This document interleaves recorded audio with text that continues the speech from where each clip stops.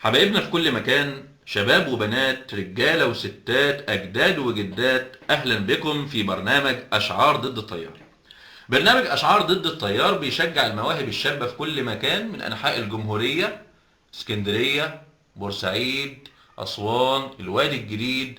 برنامج أشعار ضد التيار متخصص في شعر العامية، ولازم حضرتك تبعت لي الثلاث قصايد فيما لا يتعدى عن 20 بيت، وفي نفس الوقت بتناقش قضية. في نوعين من أنواع النقد: في نقد بناء وفي نقد هدام.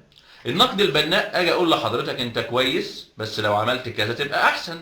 اما النقد الهدام، انت وحش ومهما تعمل هتبقى وحش. احنا يا ريت يبقى شعرنا متخصص في النقد البناء. يلا يا شاعر، افرض علينا نفسك باشعارك، خلي كل الناس تشاور عليك وتختارك. مش مهم انت مين ولا سيرتك ايه ولا تاريخ ميلادك ولا حتى عنوانك، المهم موهبتك وتبقى صاحب الدار واحنا زوارك. نلتقي بعد الفاصل. واحد صاحبي، ولما اقول واحد صاحبي يبقى احتمال بتكلم عن نفسي بنسبة 70%، او احتمال بتكلم فعلا عن واحد صاحبي، او احتمال بتكلم عن واحد صاحب صاحبي. المهم صاحبي دوت اتخرج من كلية من كليات القمة سنة 1995، واخر دفعة كانت اتعينت في الحكومة سنة 1994. ومن 1995 وعلى مدى 13 سنة التعيين بالمسابقات، وزي ما انتم عارفين المسابقات بتدخل فيها الوساطة والمحسوبيات. المهم نسمع القصيدة. 18 سنة تعليم، و12 سنة صايع، و6 مش محسوبين، من شاري ومن بايع. حد يفتح المزاد يا أهل الخير، العقل عقل عبقري والجسم جسم حمير. ما هو اللي عايز يعيش فيك يا بلدي لابد يبقى، وانتوا عارفين بقى. المشهد الثاني من الحلقة الأولى. واحد صاحبي، ولما اقول واحد صاحبي يبقى احتمال بتكلم عن نفسي بنسبة 70%، او احتمال بتكلم عن واحد صاحبي، او احتمال بتكلم عن واحد صاحب صاحبي. المهم صاحبي بعد ما اتخرج من كلية من كليات القمة راح يقدم في الأكاديمية الحربية. ما ادلوش حتى فرصة ان هو ياخد التجربة ويوصل للرياضي او الطبي او حتى الهيئة. صاحبي خدها تحدي ودخل كلية الضباط الاحتياط، وبعد ما بقى ملازم اول راح اتقدم مرة تانية في الأكاديمية الحربية، وبرضه قلشوا اسمه من اول اختبار. نسمع القصيدة. بنام وانا واقف زي الخيول، لاني حصان عربي اصيل. رحت ادخل السبق قالوا لي ارجع، امال لما انت تدخل فين يروح ابن اللواء وابن الوزير؟ والله يا اولاد الاكابر لو البلد داخله على حرب ما كنتوا عتبتوها، ده انتوا دايما مع الريجة عايزين تلبسوا حرير فحرير، واحنا نلبس خيش وننام على الحصير. نلتقي بعد الفاصل. واحد صاحبي، ولما اقول واحد صاحبي يبقى احتمال اكون بتكلم عن نفسي بنسبة 70%، او بتكلم فعلا عن واحد صاحبي، او بتكلم عن واحد صاحب صاحبي. صاحبي اتخرج من كلية من كليات القمة من 12 سنة، وصل به الامر ان هو مش لاقي فرصة عمل. المهم كان سايب اوراقه بالصدفة في مكتب للسفريات، وان شاء الله ربنا كرمه وهيسافر احدى الدول الخليجية وبالتحديد السعودية. نسمع القصيدة.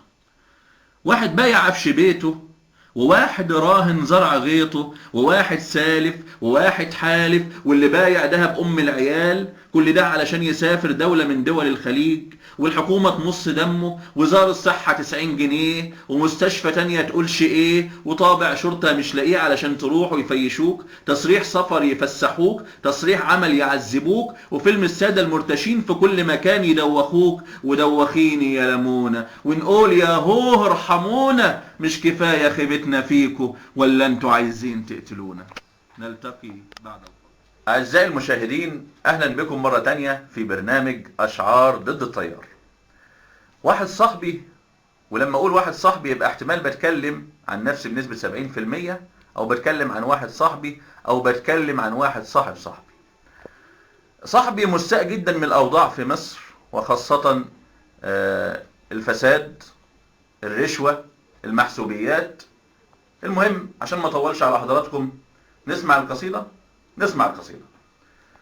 وألف منك يا مصر، يا بلد المحسوبية والرشاوي والفساد. الكلاب فيكي بتنبح صوتها عالي، الكلاب فيكي وفية لاصحاب المعالي. قالوا ايه عاملين حماية وهم حميها حراميها، قالوا ايه عاملين وصاية وهم واكلينها منها فيها. ابكي يا مصر على حالي وحال ملايين كل الشباب اللي زيي، شاب طالع من الاوائل قالوا ايه وكمان مثالي، شاب من البيت للجوامع عمره ما تصرمح في ناصية، وفي النهاية ضيعوه ولاد اصحاب المعالي. نلتقي بعد. اهلا بكم. واحد صاحبي اتخرج من كلية من كليات القمة من سنين طويلة، ولحد دلوقتي لسه ما تعينش. وزي ما حضراتكم عارفين بتبقى مشكلة عند الشاب وبيبقى محور اهتمام الأسرة، كله بيمصمص شفايفه عليه، أمه، عمته، خالته. يا ابني انت لسه ما اشتغلتش، هتشتغل امتى؟ ربنا يكرمك وتشتغل. نسمع القصيدة. نسمع القصيدة. يا أمي، يا عمتي، يا خالتي، بطلوا بمصمصة الشفايف على خيبة الدكتور. خلاص ما بقاش جناحي مكسور، خلاص خرجت بقدرة قادر من العطلين. آن الأوان إني أرفرف وطير وفوت وسابق الريح، ما عادش قلبي جريح.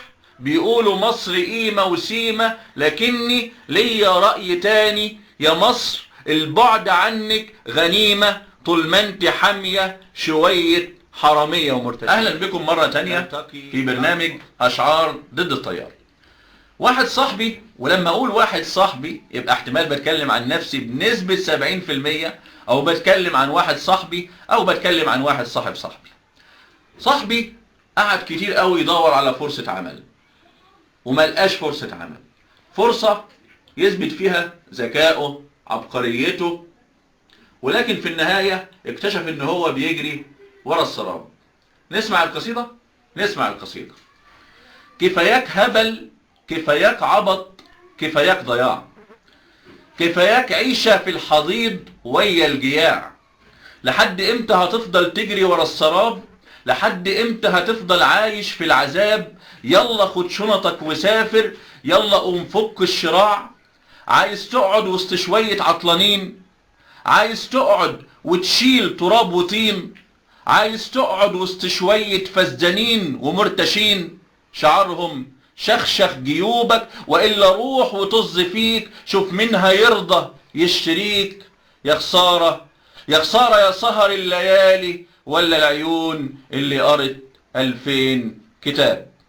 أعزائي المشاهدين، إلى اللقاء في حلقة قادمة إن شاء الله مع برنامج أشعار ضد التيار. وبأدعو كل الشباب المبدعين أن يتواصلوا معنا ويرسلوا لنا أشعارهم بإذن الله. والسلام عليكم ورحمة الله وبركاته.